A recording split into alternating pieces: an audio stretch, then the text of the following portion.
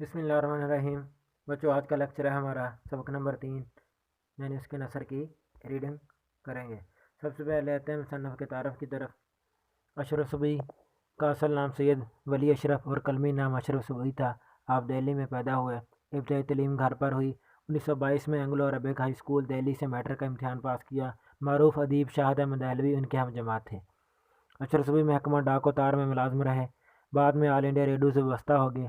قیام پاکستان کے بعد لاہور آ گئے۔ 1925 میں ملازمت سے سبکدوش ہو گئے اور ہمدرد دواخانہ کے شعبہ مطبوعات سے وابستگی اختیار کر لی۔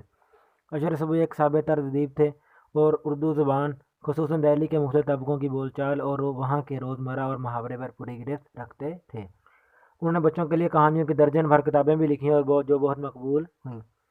ان کی تصانیف میں دلی کی چند عجیب ہستیاں، غبار کارواں، جھروکے، سلمیٰ اور بن باسی دیوی شامل ہے۔ اشرف صبحی نے چند انگریزی کتابوں کا اردو ترجمہ بھی کیا۔ اب آتے ہیں سبق کی ریڈنگ کی طرف۔ پرستان کی شہزادی، یہ سبق صنف کے لحاظ سے افسانہ ہے۔ افسانہ یعنی شارٹ سٹوری، جھوٹی من گڑت کہانی کو افسانہ کہتے ہیں۔ سیدانی بی بی کا ایک وقت میں بڑا دور دورہ تھا۔ دور دورہ یعنی شہرت تھی، چرچا تھا، شان و شوکت تھی، عزت تھی، نام تھا۔ قلعے کی اچھی اچھی مغلانیاں یعنی درزنیں ان کے سامنے کان پکڑتی تھیں، استاد مانتی تھیں۔ محلات میں جہاں کوئی نیا جوڑا سلا، کئی نئی وضع کی ٹکائی کا ذکر ہو، نئی وضع قسم کا ٹکائی کرنا، کپڑے ٹانکنا، اور یہ بلائیں گئیں۔ شہر کی بیگمات میں بھی ان کے ہنر کی دھاک تھی۔ ہنر یعنی کام، خوبی، سلیقہ، دھاک یعنی روب۔ سب انہیں آنکھوں پر بٹھاتے تھے، عزت کرتے تھے۔ آج پالکی چلی آ رہی ہے۔ پالکی کہتے ہیں ڈولی کو۔ پرانے زمانے میں کسی کو لے جانا ہوتا تو ڈولی اٹھا پالکی میں بٹھا کے لے جاتے۔ ڈولی میں یعنی دو بندے اس کو اٹھا کے چلتے تھے کہ بڑی سرکار نے بلایا ہے۔ سرکار کہتے ہیں حاکم۔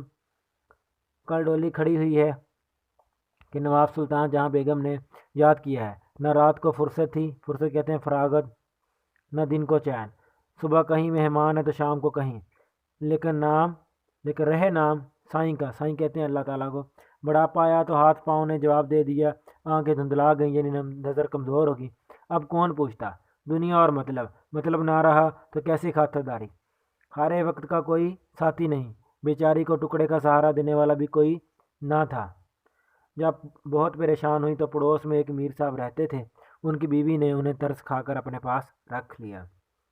سنا ہے کہ یہ نواز شریف گھرانے کی بیٹی تھی۔ مراٹھا گردی یعنی مروٹوں کا حملہ میں ان کا خاندان تباہ ہو گیا۔ برس دن کی بیائی بیوہ ہو گئی، اچھے دن کی بیائی۔ اس زمانے میں دوسری شادی کرنا بڑا عیب سمجھا جاتا تھا، یعنی برائی، گناہ۔ مغلانی کا پیشہ اختیار کر لیا اور اپنی ہنرمندی کی بدولت رنڈاپا گزار دیا۔ رنڈاپا یعنی بیوگی کا زمانہ۔ جوانی تو عزت آبرو سے کٹ گئی، خوب کمایا، ہزاروں روپے انعام میں لیے، مگر رکھنا نہ جانا، سنبھال کے نہ رکھے۔ دل کی حاتم کہتے ہیں سخی کو، اور طبیعت کی نرم تھی۔ اور پرانے شریفوں میں ایک یہی عیب ہوتا کہ وہ وقت کی قدر نہیں کرتے، خدا کی بے نیازی کو بھول جاتے ہیں۔ بنے ہوئے زمانے یعنی خوشحالی میں بگڑنے کا خیال بھی نہیں آتا، بگڑنے کا خیال بدحالی کا۔ جانتے ہیں یہی لہر بہر رہے گی، یعنی یہی خوشحالی رہے گی۔ سیدانی بی نے بھی جوانی بھر اس غلط فہمی کا شکار رہیں۔ بڑھاپے نے آن دبایا یعنی کیا، طاقتیں دگا دے گئیں تو آنکھیں کھلیں اور دوسروں کے سہارے پر زندگی کے اندھیرے دن پورے کرنے پڑے، جیسے تیسے گزارنے پڑے۔ میر صاحب کے گھر والے چھوٹے سے لے کر بڑے تک سب کے سب انتہا سے زیادہ خوش مزاج اور خدا ترس تھے۔ ہر ایک سیدانی بی کو خدا کا بھیجا ہوا مہمان سمجھ کر ان کے سامنے بچھا جاتا تھا، یعنی بہت زیادہ عزت کرتا۔ سیدانی بی بھی 2-4 دن تو ذرا غمگین اور شرمندہ سی رہیں، پھر ان کا بھی دل کھل گیا، یعنی دل لگ گیا، خوش ہو جانا۔ اس طرح رہنے لگی جیسے اپنے کنبے میں۔ کنبہ کہتے ہیں خاندان کو۔ ہاتھ کانپتے تھے، نگاہ موٹی ہو گئی تھی، سوئی کا ناکہ مشکل سے سوجتا تھا، لیکن ساری عمر محنت کر کے کھایا تھا۔ پرائی روٹی مفت کیسے کھا سکتی تھیں؟ صبح نماز پڑھ کر بچوں کو لے بیٹھتی، قرآن شریف پڑھاتی، نصیحتیں کیا کرتی، دوپہر کو سینہ پرونا کاڑنا یعنی کڑھائی کرنا سکھاتی، شام ہوتی تو باورچی خانے میں جا کر کھانا پکانے کی ترکیبیں بتاتی، عشاء کی نماز سے فارغ ہو کر بڑے مزے کی کہانیاں سناتی۔ کہانیاں ایسی اچھی ہوتی کہ بڑے بھی آ جاتے۔ میر صاحب اور ان کی بیوی دونوں خوش تھے کہ سیدانی بھی بچوں کی تربیت کے لیے خدا نے بھیج دیا۔ ایسی شریف नमाज रोज़ा की पाबंद हुनरमंद ثانی صرف روٹیوں پر کہاں میسر آتی۔ بچے ایسے گرویدہ یعنی عاشق ہوئے کہ دن رات سیدانی بی کے پاس بیٹھے رہتے۔ مشہور تھا سیدانی بی پرستان سے بھی ہو آئی ہے۔ وہاں کے بادشاہ نے انہیں اپنی بیٹی کا جہیز ٹانکنے کے لیے بلایا تھا اور انہوں نے وہاں کئی دن رہ کر بڑے بڑے تماشے دیکھے ہیں۔ گھر والوں کو یہ خبر تھی لیکن کبھی خیال نہیں آیا کہ سیدانی بی سے پوچھتے تو کیا بھی سچ مچ تم پرستان گئی ہو؟ شاباش تمہارا جگرا، تم کو ڈر نہیں لگا؟ تمہارا جگرا، تمہاری ہمت، تمہارا حوصلہ۔ ایک دن سردیوں کی رات تھی، دلانوں کے پردے پڑے ہوئے تھے۔ دلان کہتے ہیں برآمدے کو۔ چھوٹے بچے لحافوں یعنی رضائیوں میں ڈبکے اور بڑے لڑکے ڈبکے ہوئے گھسے ہوئے۔ لڑکیاں انگیٹھی کے چاروں طرف بیٹھے کہانی سن رہے تھے۔ انگیٹھی کہتے ہیں جس میں آگ لگ جاتی ہے اور سب لوگ ادھر گرد کے بیٹھ کر اس کو پھینکتے ہیں۔ اتنا میر صاحب کی بیوی نماز مسجد سے فارغ ہو کر آئیں۔ اتفاق سے کہانی بھی انڈا شہزادی کی تھی۔ جب یہ ذکر آیا کہ کانڑے دیوی کی جو شہزادی پر نظر پڑی، کانڑے یعنی ایک آنکھ سے اندھے، تو سوتی کو پلنگ سمیت اڑا کر لے گیا۔ کہنے لگی سیدانی بھی جو لوگ کہتے ہیں کہ تمہیں بھی پرستان کا بادشاہ کا کوئی آدمی پرستان لے گیا تھا تو وہاں سے بڑا نام و کرام لائی تھی، کیا یہ سچ ہے؟ سیدانی ہاں بیوی ہے تو سچ، بلکہ کئی دفعہ جنوں اور پریوں نے مجھے بلایا ہے۔ میر صاحب کی بیوی ہوئی تم بے دھڑک چلی گئی؟ سیدانی پہلی دفعہ تو مجھے دھوکے سے لے گئے تھے، راستے میں جب بھید کھلا یعنی راز کھلا تو بتیری ڈری، لیکن کیا کرتی، دل کو مضبوط کر لیا، اللہ کو یاد کرتی ہوئی چلے گئی۔ نہ جاتی یا روتی پیٹتی تو جانے کیا آفت آتی، مصیبت آتی۔ اس کے بعد جب گئی ہنسی خوشی گئی، ہنسی خوشی آئی۔ بیگم صدقے اپنے وسلم کے اس پر ایمان رکھنے والوں کا کہیں بال بیکار نہیں ہوا، یعنی ذرا برابر نقصان نہ ہوا۔ پرستان میں بھی وہ میری خاطریں ہوئیں، کیا کہوں۔ میر صاحب کی بیوی کچھ بھی صحیح بوا، میرا تو پتا پھٹ جاتا، خوف زدہ ہو جانا، یعنی سورج دیکھتے ہی جان نکل جاتی۔ سیدانی نہیں بھی یہ سب کہنے کی باتیں ہیں، ڈر کی باتوں سے ڈر لگا کرتا ہے، جہاں ڈر سامنے آیا پھر کچھ بھی نہیں۔ دیکھو بیماری سے لوگ کتنا بھاگتے ہیں، اور جب بڑے سے بڑا دکھ بھی آ جاتا ہے تو سہنا ہی پڑتا ہے۔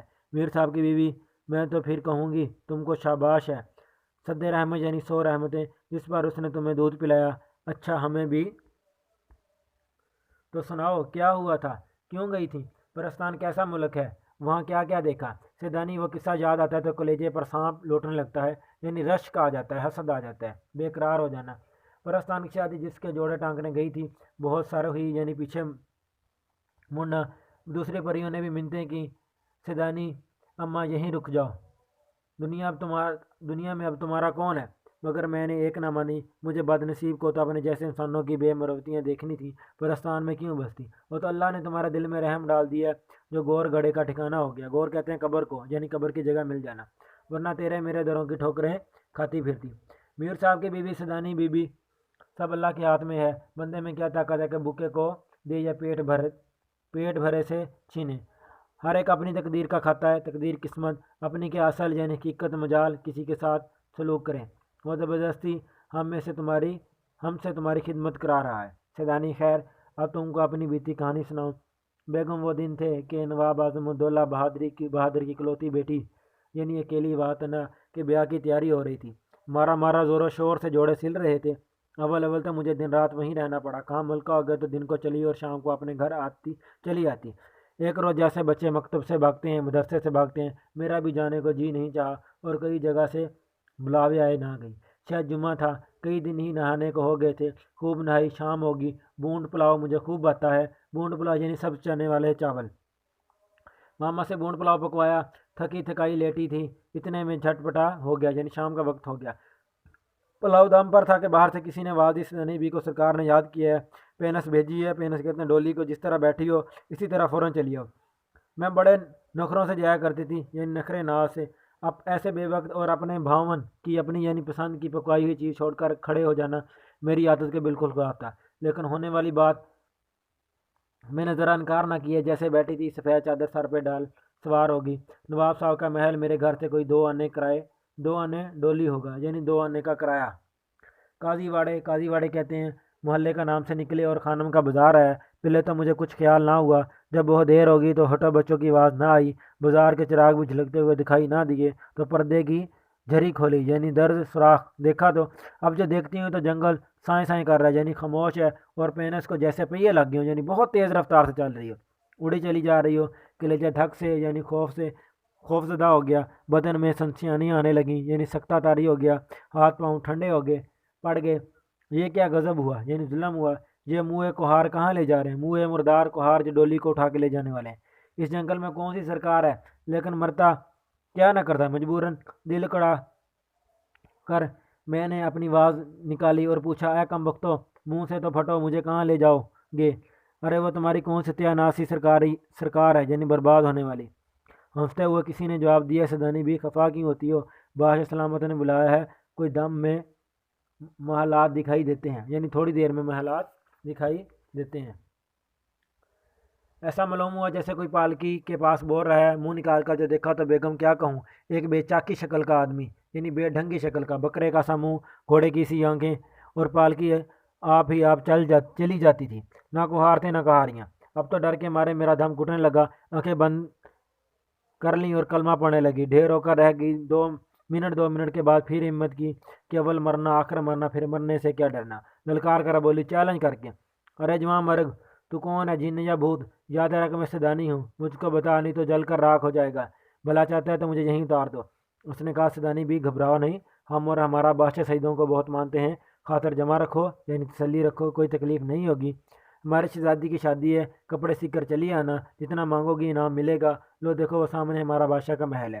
بڑی مشکل سے ڈرتے ڈرتے آنکھیں پھاڑ کر دیکھا یعنی غور سے دیکھا تو واقعی پالکی ایک عالیشان دروازے پر کھڑی رکھی تھی، روشنی ایسی تھی کہ دن معلوم ہوتا تھا، سوئی گر پڑے تو اٹھا لو، اور مزہ یہ کہ سورج تھا نہ چاند نہ فانوس یعنی جھاڑ کندیل کہیں نظر آتے تھے، نہ لالٹین، چوبدار یعنی دربان، باریدار یعنی پہرے دار مرد ہیں، ادھر کے ادھر دوڑ رہے ہیں، آسمان پر عجب یعنی عجیب طرح کے باجوں کی آوازیں آ رہی تھیں۔ یہ تماشا دیکھ کر میں ساری مصیبت بھول گئی، میں حیران تھی کہ یہ کس بادشاہ کا محل ہے، یہ گہما گہمی یعنی رونق تو ہمارے بادشاہ کے یہاں بھی نہیں ہوتی۔ قصے کہانیوں میں جیسے پریوں کا ذکر سنا ہے، ایسی ایک پری شانوں پر بال بکھرے ہوئے، شانوں کہتے ہیں کندھوں پر، بازوؤں پر میرے پاس آئی اور مہین یعنی باریک آواز میں بولی، سدانی بھی بڑی راہ دکھائی یعنی بڑا انتظار کروایا، ہمارے بادشاہ اور بادشاہ بیگم کب سے تمہارا انتظار کر رہے ہیں، آؤ چلو میں تم کو محل کے اندر لے چلوں۔ میں پالکی سے اتری اور چادر کو اچھی طرح اوڑھ اس پری کے ساتھ چلی، کیا کہوں اندر کیا بہار تھی، بہار کہتے ہیں رونق کو، ہزاروں پریاں، گورے گورے رنگ، بوٹا سا قد یعنی لمبا، زرق برق کپڑے یعنی چمک دمک والے، ہنستی چہلیں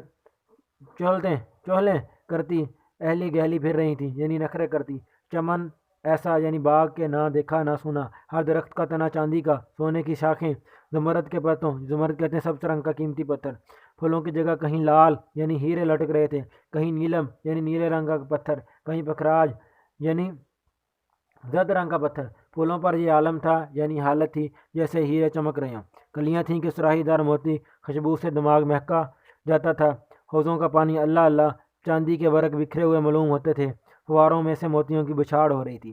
چلتے چلتے ایک بارادری میں پہنچے، بارادری ہوادار کمرے، بارادری کی سجاوٹ کیا بیان کروں، قلعے کے دربار بھی دیکھے ہیں مگر اس جیسا سما یعنی منظر نظارہ آج تک نظر سے نہیں گزرا، سینکڑوں سرخ، سبز، نیلی، زرد، اودی یعنی مشالی سفید کرسیاں بچھی ہوئی تھیں، رنگ برنگ کے بلور کی تھیں یعنی شیشے کی تھیں یا کسی اور چیز کی، ایسی شفاف کہ آر پار نگاہ گزر جاتی تھی، اور ان پر حسین پری ذات یعنی پریوں کے اولاد بیٹے جمکاتے لباس پہنے بڑے ٹھوسے سے بیٹھے تھے یعنی مزے سے، بیچ میں یعنی درمیان میں ایک نمگیرے کے نیچے سے ایک بڑا یاقوت کے تخت پر، نمگیرے کہتے شامیانے، جس میں ہیرے اور پنے کی پچھی کاری یعنی نقشہ نگاری کا کام تھا، بادشاہ اور بادشاہ بیگم عجیب و شان سے بیٹھے ہوئے تھے، بادشاہ بیگم کے پہلو میں ایک لڑکی کوئی 14-15 برس کی، چہرہ جیسے 14ویں رات کا چاند، زلفیں کھلی ہوئیں، کئی رنگ کے پر اور ایسے چمکدار کی آنکھیں نہیں ٹھہرتی تھیں، سر پر نیم تاج رکھے بیٹھی تھیں، اور تینوں کی پوشاکیں یعنی لباس ایک رنگ کی ہوں